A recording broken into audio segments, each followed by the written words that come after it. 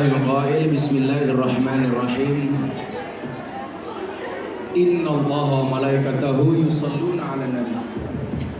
Ya ayyuhalladzina amanu sallu 'alaihi wa sallimu taslima. Sallu 'alan nabi Muhammad.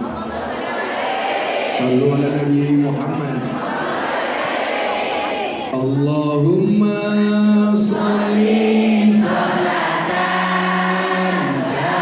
kamilatan wa sallim salaman tamman ala sayyidina Muhammadin illahi tanhalu bihi uqadu wa tanfariju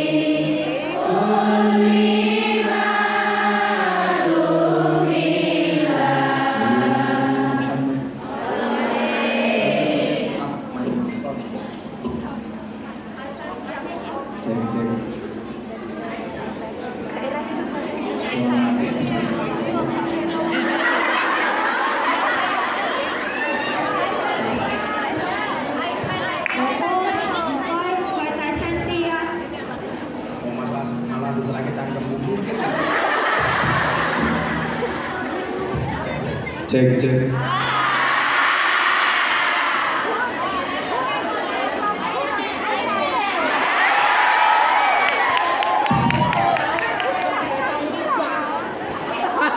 Ibu-ibu sekalian,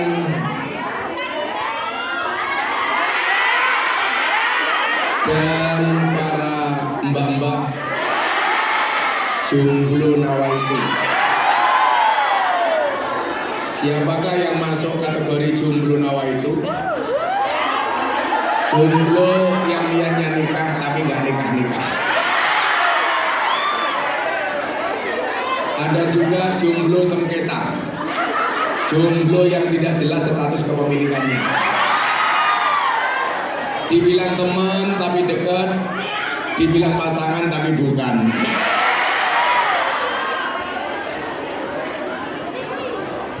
Ada gajah makan gorengan. Kembali berjumpa dengan Gus Miftah, Presiden para Kumyan.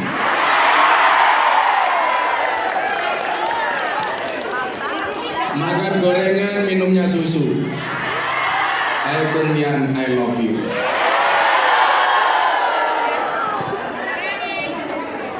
Bersyukur siang hari ini, satu hari menjelang saya berangkat haji, bisa membersamai ibu-ibu dan mbak-mbak yang ada di Hong Kong. Mungkin ini kunjungan saya di Hong Kong paling singkat, atau bahkan ke luar negeri paling singkat. Tadi malam jam 7 saya masih menemani Pak Jokowi nonton konser band Gigi Anniversary sampai jam 9. Kebetulan Mas Arman Gigi dan lain-lain itu jamaah saya. Kemudian jam 12 saya boarding, jam 6 pagi tadi baru landing, dan sempat agak lama tertahan di imigrasi karena kebetulan petugas imigrasinya cewek. Lihat aku, dia terpana. dia minta saya supaya melepas tali ikatan rambut saya karena katanya fotonya gondrong, rambutnya pendek. Begitu saya buka talinya, dia histeris. Wow. Setelah rambut saya lepas, dia bilang lagi, tolong copot kacamatanya. Kembali kacamata saya buka dan dia tambah histeris. Lama-lama dia minta buka celananya. Makanya tadi Mas Aris sama saya keluarnya duluan Mas Aris.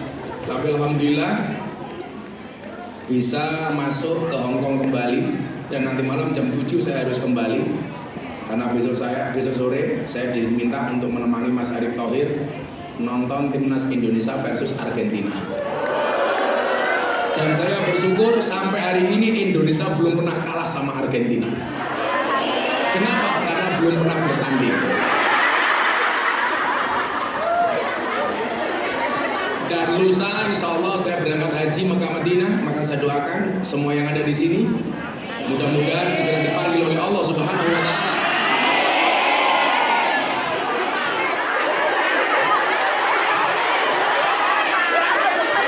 Untuk haji dan umroh.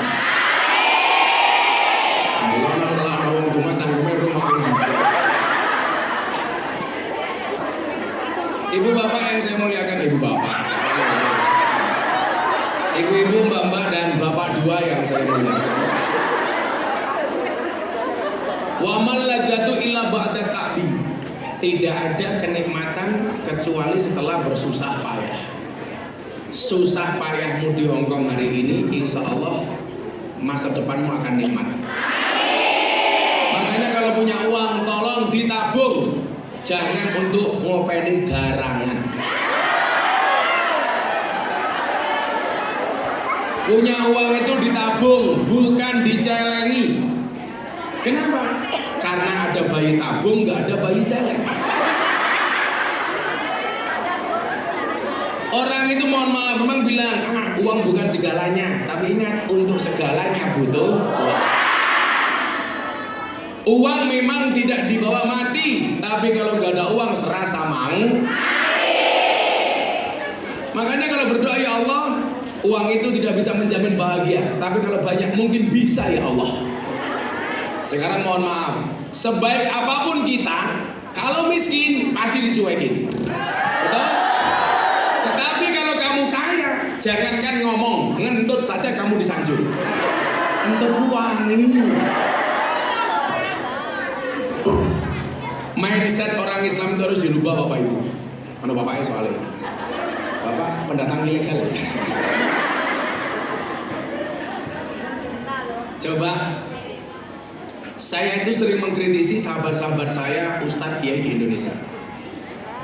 Idola Ustadz di Indonesia itu rata-rata mengidolakan pendiri Sadziliyah, namanya Imam Abil Hasan As-Sadzili. Ini tokoh sufi, tapi kaya raya. Orang itu kalau ngomong tasawuf biasanya miskin. Dan sosok itu bisa kita lihat hari ini pada pribadi guru kita semuanya, Maulana Al-Habib Lutfi bin Yahya Pekalongan. Beliau presiden ulama sufi sedunia, Rois Am Jatman Internasional. Tapi beliau juga hidupnya terpandang. Hari ini menjadi Wanti Pres, Dewan Pertimbangan Presiden. Saya itu harus segera pulang karena besok siang saya diundang sama Habib Lutfi oleh Menteri Pertahanan Pak Prabowo untuk rapat di kantor Kementerian Pertahanan. Makanya saya harus pulang karena mendampingi beliau. Nah, orang Islam itu, apalagi Anda yang ngaku NU maupun Ahlus Sunnah wal Jamaah, mindsetnya seharusnya apa? Jadilah orang Islam yang zuhud, tasawuf, tapi juga punya uang. Kalau orang mengatakan mah rugi donya ora dadi apa-apa sing pondok sapa. Kowe rugi donya ora kuat tuku tiket. Duwe duit mawon ora mesti iso tuku tiket. Apa meneran duwe duit? Wajahmu aja masak-masake yo biasa wae. Malah kowe tak infak yo. Lha ngarep dong kake selonjor iki ya.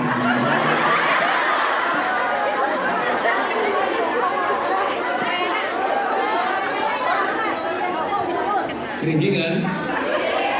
Ya, tanda kamu masih punya kaki. Kalau kamu pengen kakimu nggak gini-gini gampang, ya nggak usah punya kaki. Makanya saya sering bilang apa? Bersyukurlah walaupun dengan sandal jepit yang kamu miliki. Kenapa? Karena di luar sana masih banyak orang tidak punya kaki loh sandal.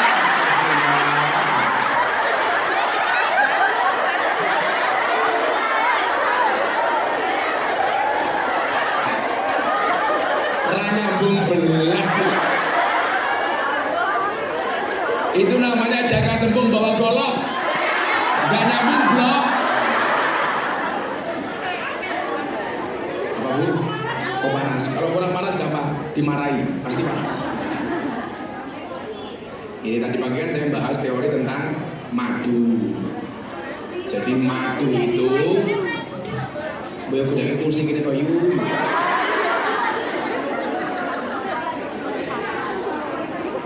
Kalau madu lemon seperti ini itu bagus untuk tenggorokan. Madu jahe itu bagus untuk orang masuk angin. Madu plus istri perang dunia ketiga.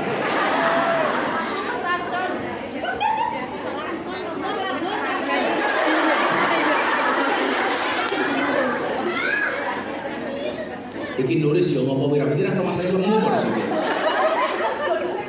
Apa? Mie kok diselang.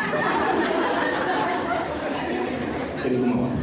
Iku niku. Mbak Fang, itu panik. Aduh. Mbak, lewatkan pintu darurat. Enggak kuat. Lewatkan pintu darurat yang terakhir. Kita akhiri pengajian siang hari ini.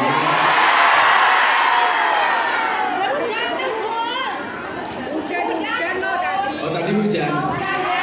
Yakinlah, hujan itu turun bukan jatuh. Yang jatuh itu aku, jatuh cinta sama kamu.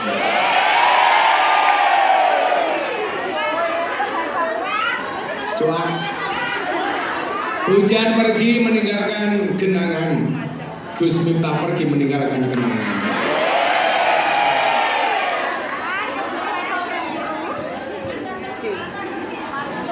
Mantan pergi meninggalkan utang. Kembali kepada Imam Abul Hasan Asadili. Semangat ini harus dipegang oleh kawan-kawan semua yang ada di Hong Kong. Bahwa Islam itu tidak mengharamkan orang menjadi kaya. Bahkan harus. Walaupun kita bekerja di sini, mohon maaf, jangan minta kaya tapi minta cukup. Karena banyak orang kaya hidupnya tidak merasa cukup.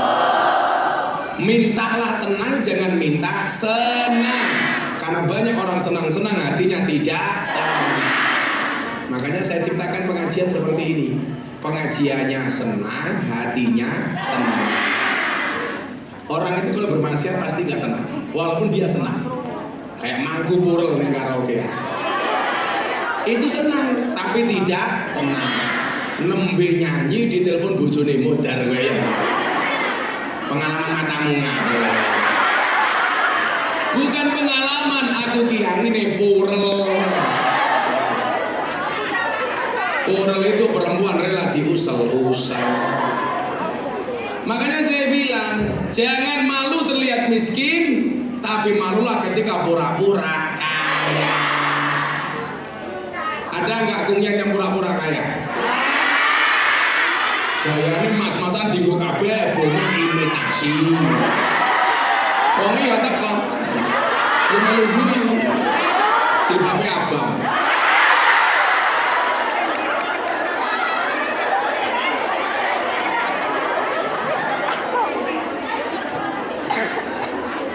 Oh, gini loh. Kan tadi pagi saya bilang sama sesi pertama, kita tuh malu kalau bekerja kotor. Mungkin pekerjaanmu banyak orang menganggap sebelah mata. Ya kamu gak usah khawatir. Kenapa mereka memandang sebelah mata? Ya mergo matanya musiji. Maksudnya apa? Bukan kok PC, yang berfungsi matanya cuma satu. Jadi selalu saja memandang orang lain dengan penuh kebencian, hina. Jadi konggan ngosek WC. Saya jawab, ternyata ngosek WC itu lebih terhormat. Walaupun tangannya kotor, hasilnya bersih. Sementara banyak pejabat hari ini berdasi, tangannya bersih, tapi hasilnya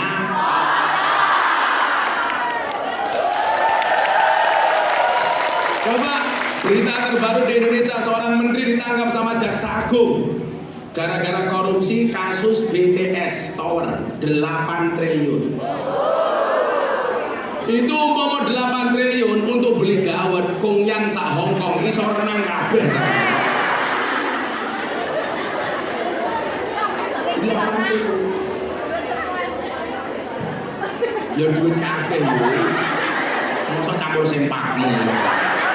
Papan duit kabeh apa ora. Maksud saya apa, Ibu? Mungkin pekerjaan kita tidak menghasilkan uang yang banyak, tapi berkah. Sementara pejabat yang korupsi uangnya banyak, tapi tidak berkah. Apa artinya uang triliunan, tapi berakhir di penjara? Dia mencoreng sejarah keluarganya. Besok anak cucunya akan mengingat bahwa mereka tercantum sebagai keluarga koruptor. Tapi Anda yang kerja di sini dengan ikhlas. Ikhlas itu seperti keset, diinjak-injak tetap welcome. Ikhlas itu nggak boleh mengeluh. Ikhlas itu harus diam, karena kalau ngomong namanya iklan. Tapi mohon maaf, keringatmu, jerih payahmu, banting tulangmu, tangisan, tetesan air mata, dan bahkan mungkin darahmu akan dikenang oleh anak cucu. Begitu uang yang kamu dapatkan dari Hong Kong, kamu transfer ke Indonesia ke anak kamu, anakmu menjadi orang sukses. Kesuksesan anak itu berangkat dari tanganmu sing ngosek WC ning Hong Kong. Kesuksesan mereka berangkat dari kamu nyewoi. Pak nenek mending kakek barang gue kok dadak. Dan itu mohon maaf, catatan emas yang akan dikenang oleh anak-anakmu. Maka jangan malu. Kalau kamu ditanya, apa pekerjaanmu di Hong Kong? Kuyang gagal. Enggak malu, enggak. Yang seharusnya malu adalah mereka yang merampok uangnya rakyat. Makanya saya itu, Bu, godaan-godaan jabatan itu banyak. Saya digoda untuk calon gubernur di Lampung, karena kebetulan saya lahir di Lampung. Saya bilang saya nggak pantas jadi gubernur. Apa? Pantas jadi apa? Pantasnya jadi teman yang membersamaimu di saat suka dan duka. Loh, siapa ngerti toh aku tekan kayak ini? Kowe mau mangkat rene oke masalah hatimu sumpah. Bagiamu karo bojomu ning Indonesia, apa krungu bojomu ning Indonesia diuntal karo codot-codot wedok?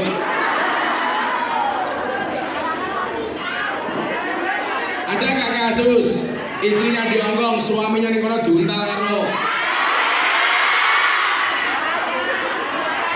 Sing kene jawab wis tahu.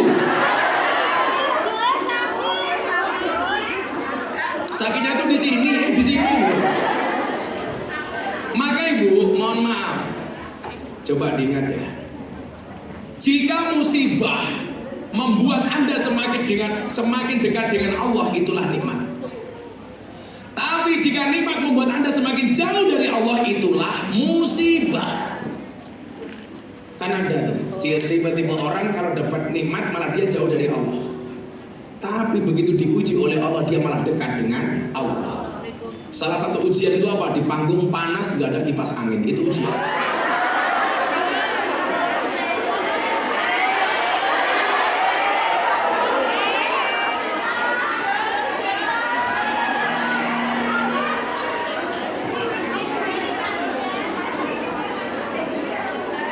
Kurang kipas tapi ini.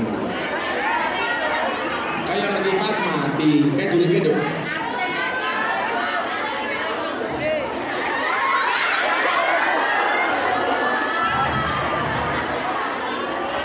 Pengajian di Indonesia ini pasti gue itu cowok ini ambune balsem ya.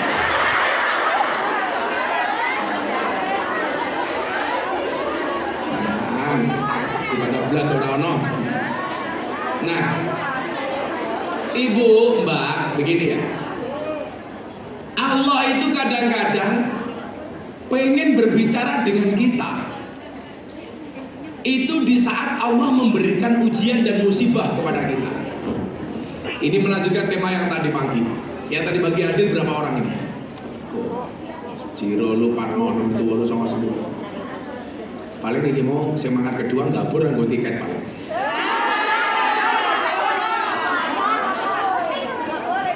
Kalau ini dari awal maju terus. Paling aos. Pas tinggur susu gambarnya Gus Miftah. Malah takon piye rasane Gus? Sing rasane kowe. Piye rasane Gus? Mantap apa wis tuwa kok mantap. Sengaja supaya menyembuhkan hatimu yang terluka.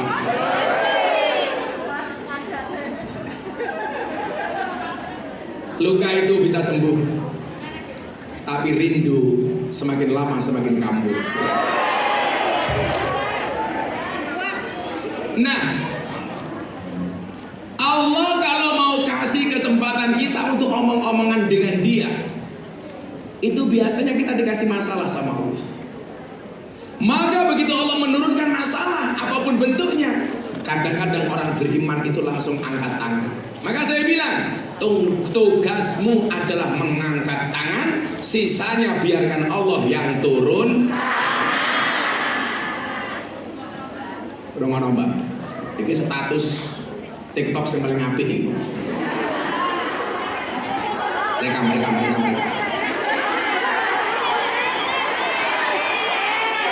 Dan nggak jadi diulangi. Iya.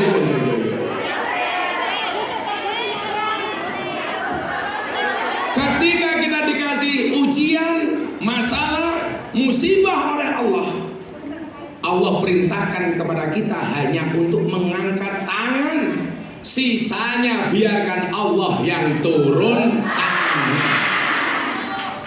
Masuk? Coba orang segini semuanya posting di TikTok langsung FYP.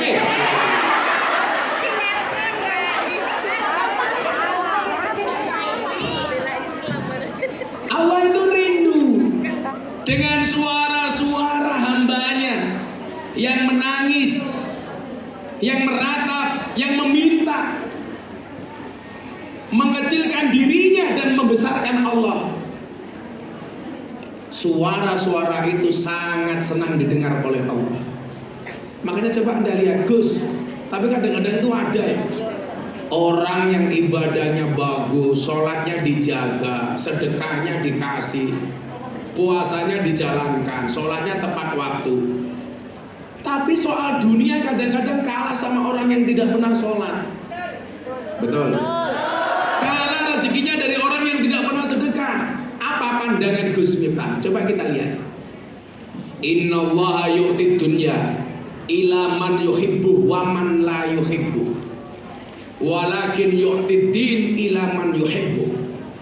Allah itu memberikan dunia kepada siapa? Baik kepada yang dicintai maupun yang tidak dicintai. Jadi walaupun juraganmu di sini nggak sholat, ya tetap dikasih sama Allah. Kalau ukurannya sholat apalagi pengajian, seharusnya Anda lebih kaya daripada juragan-juragan Anda. Wong juragan nggak tahu sholat, nguyuh era cewek. Kapan-kapan nak juragan nguyuh mau inceng. Kira-kira cewek apa ora? Enggak. Oh, udah pernah lihat? Cilik apa gede?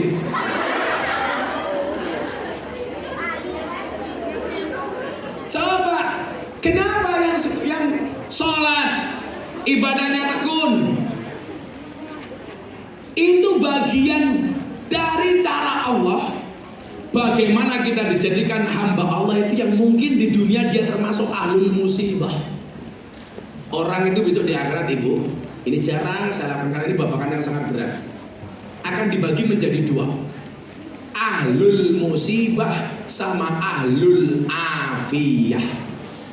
Coba sebelum saya terangkan, Anda kira-kira mau jadi yang ahlul musibah atau ahlul afiyah? Ahlul musibah apa afiah? Afiah. Oke, ada yang afiah, ada yang musibah. Yang jawab afiah maupun yang jawab musibah sama-sama belum paham. Betul? Nah, itulah fungsinya menghadirkan Gus Miftah. Jadi ATM-nya Bu Nuris. Wah, tapi wirawiri ya, mbak pengajian Nuris, diet. Dia tau-tauin jeblok. Diet ini kayak Gus Miftah ini gila. Mantap. Lah wong lanang wetenge gedhe kuwi manoke cilik.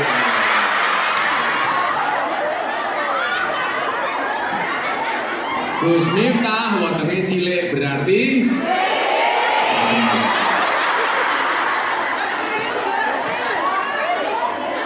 jajal delok matane. Sepil mbahmu.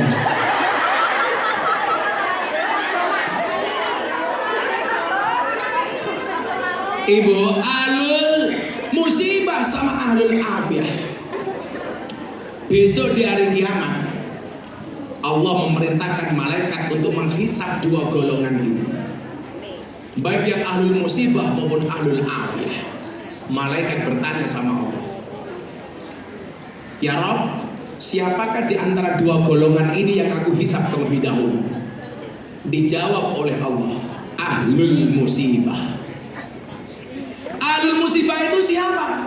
Orang yang di dunia banyak diuji oleh Allah dengan kemiskinan, kemelaratan, rasa susah, sedih, ono masalah. Delak sambat ya wong. Tapi nyuwun sewu, kalau ahlul musibah itu malah nggak pernah sambat. Tapi apa? Ketika dia diuji dengan kemelaratan, kemiskinan, ketidaksenangan, kedukaan, dia bersyukur. Diuji dengan kemiskinan, dia mengatakan, kaya itu bukan jaminan terhormat, miskin bukan berarti terhina. Betul? Banyak orang yang kelihatannya kaya justru terhina. Untuk apa kaya kalau tangannya diborgol oleh penegak hukum? Itu kok hari itu nggak teruna. Oh baru datang. Sukanya kamu telat ya? Udah telat berapa bulan? Matang. Nah, begitu malaikat matur. Kan kalau di dunia ini amal baik dan amal buruk dicatat oleh siapa Bu? Raqib Atid. Tapi kayaknya sih sekarang Raqib Atid itu pensiun. Kenapa? Karena para kumyan sudah sibuk mencatat amalnya sendiri.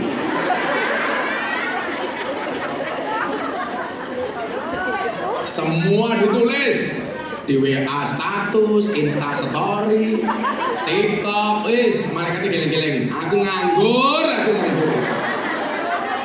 Begitu besok di hari kiamat dihisab, malaikat datang, kumyan seneng. Malaikat gak punya barang bukti.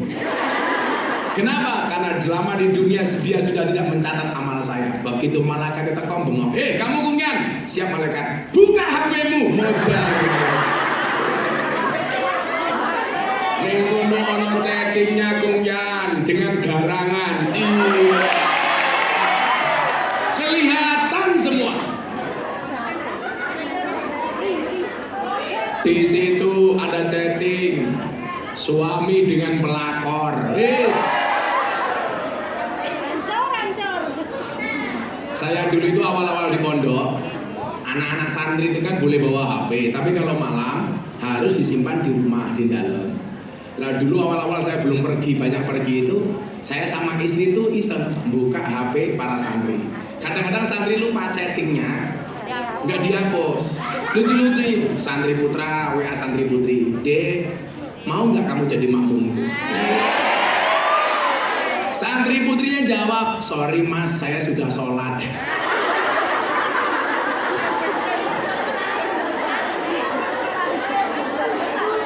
Nolak alus. Ono meneh santri namanya Wahyu, nembak cewek santri putri. Dek, mau nggak kamu jadi istriku? Ditolak. Akhirnya